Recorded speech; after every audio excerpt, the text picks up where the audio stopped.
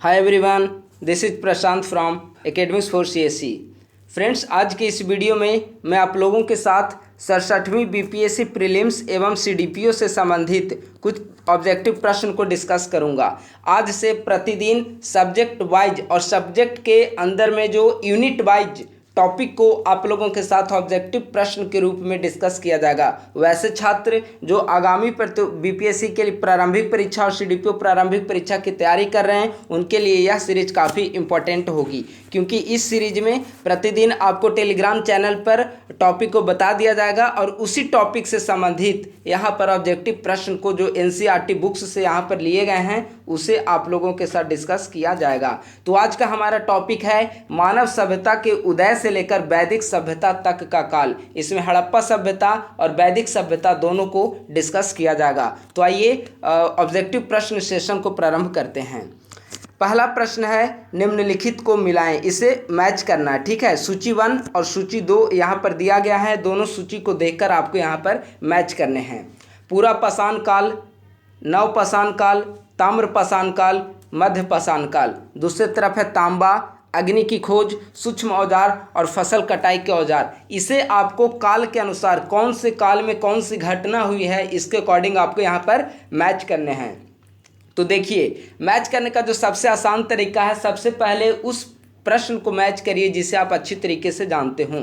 तो ताम्र पाषाण काल के दौरान की जो सबसे बड़ी घटना है वह है तांबे का आविष्कार हुआ, यानी कि आंसर हो जाएगा 3 का ए। ठीक है, आप यहाँ लिस्ट में देखिए 3 का ए अगर मैच हो रहा है तो ठीक है, अगर 2 में मैच हो रहा है तो फिर शेष प्रश्न को मैच करिए। तो 3 का ए यहाँ आपका प्रश्न संख्या सी में मैच हो रहा है, यानी कि पूरा पाषाण काल के दौरान अग्नि की खोज हुई है। एक्चुअली जब पूरा पाषाण काल अंतिम अवस्था में थी तो उस समय अग्नि की खोज की गई।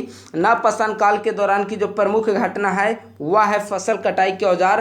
ताम्र पाषाण काल की प्रमुख घटना तांबे का आविष्कार और मध्य पाषाण काल की जो प्रमुख घटना है वह सूक्ष्म औजार है। ठीक है, 3 काल हुए हैं। इतिहास को अगर विभाजित किया जाए तो बेसिकली आपका पूरा पाषाण काल, उसके बाद का जो समय आया है सबसे पहले पूरा पाषाण काल, उसके बाद मध्य पाषाण काल, तीसरे नंबर पे है नव पाषाण काल, चौथे नंबर पे नव के बाद का जो समय आएगा वह ताम्र पाषाण काल के रूप में जाना जाता है। और इसके बाद की जो इतिहास आते हैं वह हड़प्पा सभ्यता, सिंधु घाटी सभ्यता, जिसे कांस्य युगीन सभ्यता भी कहा जाता है। तो इस तरह से इतिहास का क्रमबद्ध रूप से विभाजन किया गया है। तो इसका आंसर हो जाएगा दोस्तों, 1 का आंसर हो जाएगा आपका सी। इन सभी प्रश्नों का उत्तर अंतिम वीडियो का जो अंतिम स्लाइड है वहां पर आपको दिया गया है। ठीक है, आप लोग आंसर लिखकर वहां से भी मैच कर सकते हैं। अगला प्रश्न है, यह 65वीं बीपीएससी प्रारंभिक परीक्षा में भी पूछी जा चुकी है प्रश्न। इसके अलावा भी प्रीवियस ईयर क्वेश्चन में पूछे जा चुके हैं। भारतीय उपमहाद्वीप में कृषि के प्राचीनतम साक्ष्य कहाँ से प्राप्त हुए हैं, यानी कि कृषि के प्राचीनतम साक्ष्य भारतीय उपमहाद्वीप के किस स्थल से प्राप्त हुए हैं। आपका विकल्प है ए लोथल, बी हड़प्पा, सी मेहरगढ़, डी मुंडीगाक, ई इनमें से कोई नहीं या एक से अधिक। अगर भारतीय उपमहाद्वीप में कृषि के प्राचीनतम साक्ष्य की चर्चा की जाए कि कृषि के प्राचीनतम साक्ष्य कहाँ पर प्राप्त हुए हैं, तो दोस्तों इसका आंसर हो जाएगा मेहरगढ़ में, यानी कि मेहरगढ़ में यह भारतीय उपमहाद्वीप का जो कि हिस्सा है कृषि के प्राचीनतम साक्ष्य आपको प्राप्त हुए हैं। तो इसका आंसर हो जाएगा 2 का सी। अगला प्रश्न है, निम्नलिखित में से किस काल से हम सूक्ष्म औजारों को जोड़ सकते हैं। सूक्ष्म औजार किस काल की एक प्रमुख विशेषता है अगर दूसरे शब्दों में इसे कहा जाए तो। इसके विकल्प हैं पूरा पाषाण, मध्य पाषाण, ताम्र पाषाण, नव पाषाण, इनमें से कोई नहीं या एक से अधिक। सूक्ष्म औजार की सूक्ष्म औजार जो है वह किस काल की विशेषता है। अभी हमने मैचिंग के दौरान आपको डिस्कस किया था कि जो सूक्ष्म औजार जो हैं वह मध्य पाषाण काल की एक प्रमुख विशेषता है। तो इस 3 का आंसर हो जाएगा बी। देखिए, जो सबसे पहले का जो समय ऐतिहासिक दृष्टि से देखा जाए तो 3 काल हमने बताया। सबसे पहले पूरा पाषाण काल, दूसरा नंबर पर मध्य पाषाण काल और तीसरे नंबर पर नव पाषाण काल। पूरा पाषाण काल के दौरान बड़े बड़े औजारों का प्रयोग किया जाता था। ऐसे औजारों का प्रयोग किया जाता था जो बिना घिसे पिटे पत्थरों से बनाए गए थे। तो पूरा पाषाण काल की विशेषता थी बिना घिसे पिटे पत्थरों से बनाए गए औजार। लेकिन मध्य पूरा पाषाण काल के बाद का जो समय आया वह मध्य पाषाण काल के रूप में जाना गया और मध्य पाषाण काल में औजारों को काफ़ी व्यवस्थित रूप से यूज किया गया। छोटे छोटे पत्थरों के काफ़ी नुकीले हथियार बनाए गए, काफ़ी नुकीले औजार बनाए गए, भाले बनाए गए, तीर बनाए गए। तो यह जो है मध्य पाषाण काल की एक प्रमुख विशेषता है। तो सूक्ष्म औजारों को हम जोड़ सकते हैं मध्य पाषाण काल के साथ। तो 3 का आंसर हो जाएगा आपका बी। अगला प्रश्न है हड़प्पा कलाकृति में कौन सा जानवर, हड़प्पा कलाकृति के अंतर्गत कौन सा जानवर मोहरों और टेराकोटा कला में चित्रित नहीं था। यानी कि हड़प्पा सभ्यता के जो भी हमें अवशेष मिले हैं उन अवशेषों में मोहरों और टेराकोटा कला में किस जंतु का वहाँ पर वर्णन नहीं किया गया था। विकल्प हैं ए गाय, बी हाथी, सी गैंडा, डी बाघ, ई इनमें से कोई नहीं या एक से अधिक। हड़प्पा कलाकृति के दौरान मोहरों और टेराकोटा कला में किसका चित्रण नहीं किया गया है। तो इसका आंसर हो जाएगा गाय का चित्रण नहीं किया गया है, यानी कि ए। यानी कि जो हड़प्पा सभ्यता के जो भी हमें अवशेष प्राप्त हुए हैं उस अवशेष में मोहरों पर जिसका अंकन किया गया है उसमें गाय का चित्रण नहीं किया गया है। बाकी हाथी का प्रयोग किया गया है, गैंडे का भी प्रयोग किया गया है, बाघ का भी प्रयोग किया गया है, लेकिन इसमें गाय का प्रयोग नहीं किया गया है। तो इसका आंसर हो जाएगा ए। अगला प्रश्न है सिंधु घाटी सभ्यता संबंधित है। सिंधु घाटी सभ्यता किस काल के अंतर्गत आएगी यह आपको बताना है। प्रागैतिहासिक काल के अंतर्गत, आद्य ऐतिहासिक काल के अंतर्गत, ऐतिहासिक काल के अंतर्गत, उत्तर ऐतिहासिक काल के अंतर्गत। देखिए सबसे पहले इतिहास का जो अवलोकन किया जाए तो बेसिकली इतिहास को 3 भागों में बांटा गया है। प्रागैतिहासिक काल, आद्य ऐतिहासिक काल, ऐतिहासिक काल। प्राक ऐतिहासिक काल के अंतर्गत वे सभी घटनाएं आती हैं जिसका हमें लिखित विवरण उपलब्ध नहीं है, वह सभी प्राक ऐतिहासिक काल में आएंगे। आद्य ऐतिहासिक काल के अंतर्गत वे सभी घटनाएं डिस्कस की जाती है जिसके लिखित साक्ष्य उपलब्ध तो हैं लेकिन वे अपठनीय है, जिसे पढ़ा नहीं जा सका है। ठीक है, वे आद्य ऐतिहासिक काल के अंतर्गत आएंगे। और ऐतिहासिक काल जिसका लिखित विवरण उपलब्ध है। उत्तर ऐतिहासिक काल का जो इतिहास के बाद का जो समय आया वो उत्तर ऐतिहासिक काल के रूप में जाना जाता है। तो आप जानते हैं सिंधु घाटी सभ्यता का जो समय रहा है वह सिंधु घाटी सभ्यता किस काल के अंतर्गत आएगी। सिंधु घाटी सभ्यता के लिखित विवरण उपलब्ध हैं, विभिन्न स्रोत उपलब्ध हैं, लेकिन अभी व्यापक स्तर पर उसका अध्ययन नहीं किया जा सका है। तो इसका आंसर हो जाएगा सिंधु घाटी सभ्यता संबंधित है। तो सिंधु घाटी सभ्यता इतिहास के दौरान आद्य ऐतिहासिक काल से संबंधित है। तो 5 का आंसर हो जाएगा आपका बी। अगला प्रश्न है निम्नलिखित में से सही विकल्प को आपको चिन्हित करना है। यहाँ पर 4 विकल्प दिए गए हैं, सही कथन को आपको यहाँ पर चुनना है। पहला कथन है लोथल व रंगपुर से चावल की भूसी प्राप्त हुई। दूसरा कथन है कालीबंगा से फर्श बनाने के लिए सजावटी ईंटों के प्रयोग के साक्ष्य मिले हैं। बनावली से मिट्टी से बना हल का मॉडल खोजा गया है। मोहनजोदड़ो से सैलखंडी से बनी दाढ़ी युक्त पुरुष की मूर्ति मिली है। तो यहाँ पर आपको 4 कथन दिए गए हैं। इन चारों कथन में से आपको छांटना है कि कौन कौन से कथन सही हैं। यहाँ विकल्प इस प्रकार आपको दिए गए हैं। विकल्प में पहला विकल्प है 2 और 3, दूसरा विकल्प 1, 2 और 3 सही है, तीसरा 1 और 2 सही है, चौथा उपर्युक्त सभी सही है, पांचवा उपर्युक्त में से कोई नहीं सही है। तो अगर उपर्युक्त कथन को आप देखेंगे तो जितने भी 4 कथन दिए गए हैं उन 4 में से चारों कथन बिल्कुल सही है। तो 6 का आंसर हो जाएगा आपका डी। अगला प्रश्न लोथल किस नदी के किनारे स्थित है। देखिए सिंधु घाटी सभ्यता के दौरान कई सारे ऐसे शहर हैं जो प्रमुख हैं और प्रमुख जो शहर हैं वे किस नदी के किनारे स्थित हैं इसे आपको याद करना होगा। तो यहाँ प्रश्न है लोथल किस नदी के किनारे स्थित है। विकल्प है ब्यास, रावी, सतलज, घग्गर, उपर्युक्त में से कोई नहीं या एक से अधिक। तो इसका आंसर हो जाएगा, देखिए लोथल जो शहर है वह भोगवा नदी के किनारे स्थित है, और चूंकि यहाँ भोगवा यहाँ विकल्प में दिया हुआ नहीं है तो इसका आंसर हो जाएगा ई, यानी कि 7 का आंसर जो होगा वह ई होगा। लोथल किस नदी के किनारे स्थित है? तो लोथल भोगवा नदी के किनारे स्थित है, 7 का आंसर ई। 8वां प्रश्न है, ऋग्वेद का 9वां मंडल किस देवता को समर्पित है? देखिए ऋग्वेद का 9वां मंडल किस देवता को समर्पित है? कुछ ऋग्वेद के कुछ ऐसे मंडल हैं, पहला, तीसरा, 9वां, 10वां, 7वां, ये सब मंडल जो है वह काफ़ी ज़्यादा प्रमुख हैं, काफ़ी ज़्यादा प्रश्न पूछे जाते हैं। तो आपको ध्यान में रखना है कि ऋग्वेद का 9वां मंडल जो है वह किस देवता को समर्पित है? विकल्प है ए वरुण देवता को, सोम देवता को, गायत्री को, इंद्र को, उपर्युक्त में से कोई नहीं या एक से अधिक। यहाँ इस प्रकार से 5 विकल्प आपको दिए गए हैं। तो ऋग्वेद का जो 9वां मंडल है वह 9वां मंडल सोम देवता से संबंधित है, यानी कि 8 का आंसर हो जाएगा बी। अगला प्रश्न है न्याय दर्शन के प्रवर्तक कौन हैं? न्याय दर्शन के प्रवर्तक कौन माने जाते हैं?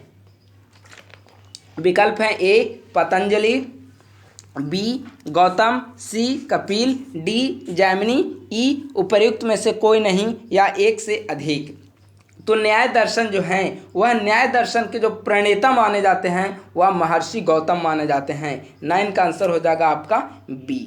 देखिए कई प्रकार के दर्शन हैं भारतीय, फिर अगर आप उपनिषद पढ़ेंगे, भारतीय दर्शन पढ़ेंगे तो सांख्य दर्शन जैसे महर्षि कपिल का है, इसी प्रकार से कई सारे, योग दर्शन महर्षि पतंजलि का है, न्याय दर्शन महर्षि गौतम का है, तो कई सारे ऐसे दर्शन हैं तो आपको ध्यान में रखना होगा। तो इसका आंसर हो जाएगा 9 का बी, न्याय दर्शन के प्रवर्तक हैं महर्षि गौतम। अगला प्रश्न है ऋग्वेद 10 मंडलों में विभाजित है। हमने ऊपर बताया कि ऋग्वेद के 10 मंडल हैं, 10 मंडल में कई सारे ऐसे मंडल हैं वो आपके प्रमुख हैं। सबसे पुराना मंडल कौन सा है? ऋग्वेद 10 मंडलों में, 10 पुस्तकों में, 10 अध्यायों में विभाजित है। इन मंडलों में, इन पुस्तकों में सबसे पुराना मंडल कौन सा है? विकल्प है ए पहला मंडल, बी 8वां मंडल, 2 से 7वां मंडल और 3 से 9वां और ई उपर्युक्त में से कोई नहीं या एक से अधिक। अगर सबसे पुराना मंडल की चर्चा की जाए तो ऋग्वेद का जो सबसे पुराना मंडल है वह 2 से लेकर 7वां तक का जो मंडल है वह सबसे पुराना मंडल है, यानी कि 10 का आपका आंसर हो जाएगा सी। अगला प्रश्न है ईश्वर संसार है और ईश्वर में मेरी आत्मा है का दर्शन कहाँ निहित किया गया है? चूँकि आज का वैदिक सभ्यता से संबंधित या फिर इतिहास के जो प्राचीन समय में जो भी इतिहास लिखे गए हैं, उपनिषद, पुराण, वेद, उससे भी संबंधित टॉपिक को लिया गया है। तो यह प्रश्न बहुत ही महत्वपूर्ण है कि भारतीय दर्शन की कौन सी ऐसी पुस्तक है जिसमें ईश्वर ही संसार है और ईश्वर में मेरी आत्मा है का दर्शन निहित किया गया है। अगर इसे दूसरे शब्दों में देखा जाए तो अद्वैत दर्शन की फिलॉसफी की जो चर्चा की गई है वह कहाँ पर की गई है? स्टेटमेंट लिखा गया है ईश्वर ही संसार है और ईश्वर में मेरी आत्मा है का दर्शन निहित है। विकल्प हैं ए उपवेद, बी पुराण, सी ब्राह्मण, डी उपनिषद, ई इनमें से कोई नहीं या एक से अधिक। इसे आपको सॉल्व करना है। तो इसका आंसर हो जाएगा आपका डी, यानी कि उपनिषद। भारतीय ग्रंथ उपनिषद में इस बात की चर्चा की गई है कि ईश्वर संसार है और ईश्वर में मेरी आत्मा निहित है, ईश्वर में मेरी आत्मा निवास करती है, यानी कि 11 का आपका आंसर हो जाएगा डी उपनिषद। अगला प्रश्न है मुख्य रूप से पूर्व वैदिक आर्यों का धर्म क्या था? पूर्व वैदिक काल में जो आर्य थे उनका प्रमुख धर्म यानी कि ड्यूटी या कर्तव्य से लिया गया है वह क्या था? ए भक्ति, बी मूर्ति पूजा और यज्ञ, सी प्रकृति पूजा और यज्ञ, डी प्रकृति पूजा और भक्ति, ई इनमें से कोई नहीं या एक से अधिक। तो पूर्व वैदिक काल के जो आर्य थे जो उनका मुख्य धर्म था वह था, आपका आंसर हो जाएगा प्रकृति पूजा और यज्ञ, यानी कि 12 का आंसर हो जाएगा आपका सी। अगला प्रश्न है उस जनजाति का नाम बतलाइए जो ऋग वैदिक आर्यों के पंचजन से संबंधित नहीं है। ऋग वैदिक आर्य के जो पंचजन हैं उससे संबंधित निम्नलिखित में से कौन सी जनजाति नहीं है? विकल्प है ए यदु, बी पुरु, सी तुर्वस, डी किकट, ई इनमें से कोई नहीं या एक से अधिक। तो देखिए यहाँ जो विकल्प आपको दिए गए हैं उन विकल्प में से ही आपको छांटना है। तो इन विकल्प में यदु जो जनजाति है वह ऋग वैदिक आर्यों के पंचजन से संबंधित है, पुरु जनजाति भी इससे संबंधित है, तुर्वस भी जनजाति जो है इससे संबंधित है, लेकिन किकट जनजाति विकल्प में एकमात्र ऐसा जनजाति है जो ऋग वैदिक आर्यों के पंचजन से संबंधित नहीं है। तो 13 का आंसर जो होगा वह आपका आंसर हो जाएगा डी, 13 का आंसर डी। अगला प्रश्न है, हड़प्पा उत्खनन स्थलों में भारत में स्थित है। हड़प्पा सभ्यता के दौरान जो भी शहर स्थित हैं उसका बाद के समय में उसका उत्खनन किया गया है, और उन उत्खनित स्थलों में से भारत में निम्नलिखित में से कौन से स्थल स्थित हैं। यहाँ पर पेयर के रूप में आपको दिया गया है, तो विकल्प में जो भी 2 सिटी जो दोनों भारत में स्थित होंगे उसे आपको चूज करना है। विकल्प ए में है मोहनजोदड़ो और हड़प्पा, यानी कि मोहनजोदड़ो और हड़प्पा क्या भारत में स्थित है। दूसरा बनवाली और चन्हुदड़ो, तीसरा लोथल और कालीबंगा, चौथा लोथल और कोटदीजी, पांचवा इनमें से कोई नहीं या एक से अधिक। तो यहाँ पर जो भी विकल्प दिए गए हैं उन विकल्पों में से आपको देखना है कि ये सभी हड़प्पा स्थल हैं वे भारत में कौन से स्थित हैं। तो देखिए चूंकि यहाँ दोनों को आपको ध्यान में रखना होगा, तो दोनों सिटी को अगर आप चूंकि पेयर में दिया गया है तो दोनों सिटी को अगर आप ध्यान में रखेंगे तो लोथल और कालीबंगा एकमात्र ऐसा ऑप्शन मिलेगा जो भारत में स्थित है। यहाँ मोहनजोदड़ो और हड़प्पा यह भारत में स्थित हो नहीं सकता। बनवाली हालांकि भारत में स्थित है हरियाणा में, लेकिन यहाँ विकल्प के साथ आपको चन्हुदड़ो भी दिया गया है, ठीक है। तो इस तरह से आपका जो उपयुक्त आंसर हो जाएगा वह लोथल और कालीबंगा होगा जो कि भारत में स्थित है। तो 14 का आंसर क्या हो जाएगा, 14 का आंसर हो जाएगा सी। 15 नंबर प्रश्न है, सर्वप्रथम धातु के औजारों का इस्तेमाल किस काम के लिए किया गया है। जो धातु के औजार बनाए गए थे उसका इस्तेमाल किस काम के लिए किया गया, सबसे पहले किस उद्देश्य के साथ धातु के औजार बनाए गए थे। विकल्प ए बर्तन बनाने के लिए, घर निर्माण हेतु, जंगलों को साफ करने के लिए, पहिए बनाने के लिए, उपर्युक्त में से कोई नहीं या एक से अधिक। देखिए यह कितना अच्छा प्रश्न है कि मनुष्य ने सर्वप्रथम धातु का आविष्कार या धातु के औजारों का इस्तेमाल किस कार्य के लिए किया है। तो अगर विकल्प देखेंगे तो साफ साफ स्पष्ट होता है कि सर्वप्रथम जो धातु के औजार बनाए गए थे उसका मुख्य उद्देश्य जंगलों को साफ करके अपना अस्थायी आवास बनाना था।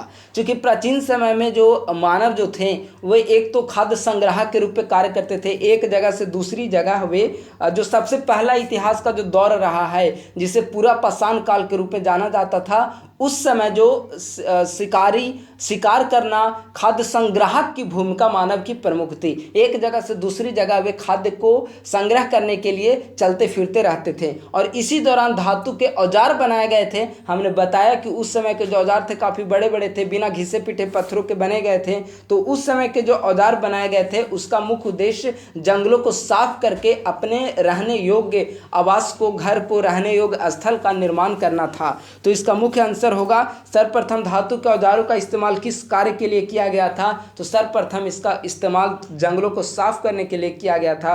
15 का आंसर हो जाएगा आपका सी। अगला प्रश्न है, किस काल में मानव भोजन संग्राहक से भोजन उत्पादक बना था। विकल्प है ए पूरा पाषाण, मध्य पाषाण, ताम्र पाषाण, नव पाषाण, उपर्युक्त में से कोई नहीं या एक से अधिक। प्रश्न थोड़ी सी समझना होगा।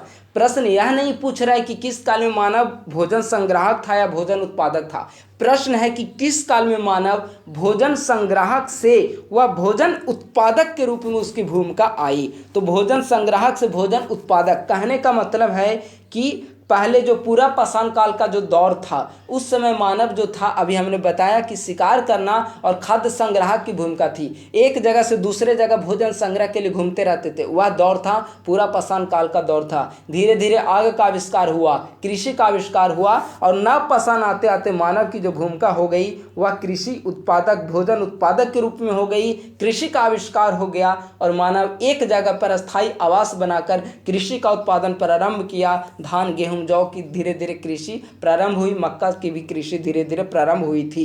तो अगर प्रश्न आएगा कि मानव, देखिए अगर प्रश्न आए कि भोजन संग्राहक की भूमिका, तब आपको पूरा पाषाण काल डालना है। लेकिन भोजन संग्राहक से भोजन उत्पादक के रूप में मानव की भूमिका कब प्रारंभ हुई, तो इसका आंसर आपको नव पाषाण काल देना होगा, यानी कि 16 का आंसर जो है वह आपका डी है। अगला प्रश्न है, भारतीय पुरातत्व के जनक कौन माने जाते हैं। बहुत ही महत्वपूर्ण प्रश्न है कि भारतीय पुरातत्व के जनक किसे कहा जाता है, या भारतीय पुरातत्व के जनक कौन माने जाते हैं। विकल्प A Alexander Cunningham, B John Marshall, C Mortimer Wheeler, D James Prinsep, E उपर्युक्त में से कोई नहीं या एक से अधिक। यानी कि भारतीय पुरातत्व के जो जनक माने जाते हैं वह अलेक्जेंडर कनिंघम भारतीय पुरातत्व के जनक माने जाते हैं। यानी कि 17 का जो आंसर है वह 17 का आंसर हो जाएगा आपका ए, अलेक्जेंडर कनिंघम भारतीय पुरातत्व के जनक। अगला प्रश्न है, सिंधु घाटी सभ्यता की सबसे प्रमुख या सबसे महत्वपूर्ण विशेषता कौन सी है। यह बीपीएससी में पूछा गया प्रश्न है, संभवतः 56 से 59वीं या फिर 60 से 62वीं के दौरान पूछा गया है, आप इसे कंफर्म हो लीजिएगा। लेकिन महत्वपूर्ण प्रश्न यह है कि सिंधु घाटी सभ्यता की सबसे प्रमुख विशेषता कौन सी थी, यानी कि निम्नलिखित विकल्पों में से कौन से ऐसे विकल्प दिए गए हैं जो सिंधु घाटी काल के दौरान एक प्रमुख विशेषता के रूप में बनी हुई थी। विकल्प नंबर ए पक्की ईंट से बनी इमारत, विकल्प बी प्रथम असली मेहराब का यूज किया गया, विकल्प सी पूजा स्थल उस समय की प्रमुख विशेषता थी, विकल्प डी कला और वास्तुकला उस समय की प्रमुख विशेषता थी, या इनमें से कोई नहीं या एक से अधिक। तो देखिए, सिंधु घाटी की जो सबसे प्रमुख विशेषता, आपको यहाँ पर गौर करना होगा कि सिंधु घाटी की सबसे प्रमुख विशेषता कौन सी है। तो उस समय चूंकि सिंधु घाटी सभ्यता जो थी वह एक नगरीय सभ्यता के रूप में विकसित थी। वहाँ की अभी के जो नगर जैसी सुख सुविधाएं हैं वे सारी सुविधाएं वहाँ पर उपलब्ध थी। आपको स्नानागार बहुत अच्छे तरीके के वहाँ पर मिले हैं, नाली तैयार किए गए थे। आप वहाँ के भवनों का आकार देखेंगे तो इन सबों के आधार पर कहा जा सकता है कि सिंधु घाटी सभ्यता जो थी वह एक नगरीय सभ्यता के रूप में प्राचीन समय में विकसित थी। और इसकी एक महत्वपूर्ण जो विशेषता रही है वह पकी हुई ईंट से बनी इमारत इसकी एक महत्वपूर्ण विशेषता है। तो इसका आंसर हो जाएगा 18 का आंसर हो जाएगा ए। अगला प्रश्न है, निम्नलिखित में से कौन हड़प्पा और मोहनजोदड़ो के उत्खनन से संबंधित नहीं थे। निम्नलिखित जो विकल्प दिए गए हैं वह इतिहासकार के विकल्प दिए गए हैं। इन विकल्पों में से आपको देखना है कि कौन से ऐसे इतिहासकार हैं जो हड़प्पा और मोहनजोदड़ो के उत्खनन से संबंधित नहीं रहे हैं। विकल्प नंबर A R D. Banerjee, B K N. Dikshit, C M M. Vats, D B A. Smith, E इनमें से कोई नहीं या एक से अधिक। तो जो यहाँ पर आपको विकल्प दिए गए हैं उन विकल्पों में से बी.ए. स्मिथ एकमात्र ऐसे इतिहासकार हैं जो हड़प्पा और मोहनजोदड़ो के उत्खनन से संबंधित नहीं रहे हैं। बाकी आर.डी. बनर्जी, एम.एम. वत्स और के.एन. दीक्षित ये 3 ऐसे विकल्प हैं जो इससे हड़प्पा और मोहनजोदड़ो के उत्खनन से संबंधित हैं। अगला प्रश्न और आज का लास्ट प्रश्न है, भारतीय पुरातत्व सर्वेक्षण संलग्न कार्यालय है, यानी कि भारतीय पुरातत्व सर्वेक्षण है वह भारत सरकार के किस मंत्रालय से संबंधित है, किस मंत्रालय से संलग्न है। यह प्रश्न इजी है लेकिन प्रश्न बहुत सारे स्टूडेंट के लिए कन्फ्यूजन क्रिएट कर सकता है।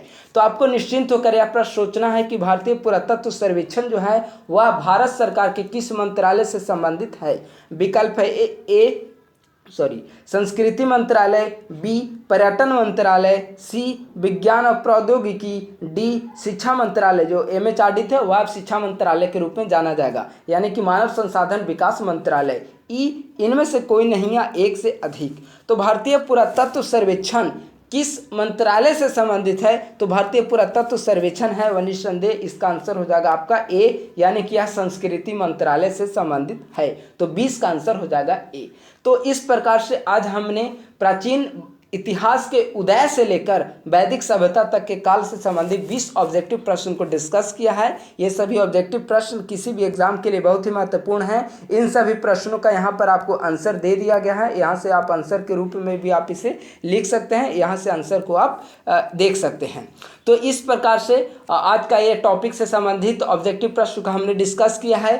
कल किस टॉपिक पर ऑब्जेक्टिव प्रश्न को हल किए जाएंगे उन सभी टॉपिक को टेलीग्राम चैनल में बता दिया जाएगा। आप नीचे दिए गए डिस्क्रिप्शन में लिंक जो है टेलीग्राम चैनल का, वहां से आप टेलीग्राम चैनल को ज्वाइन कर सकते हैं। आगे की सूचनाएं वहां पर आपको प्रदान की जाएगी। थैंक यू वेरी मच, धन्यवाद।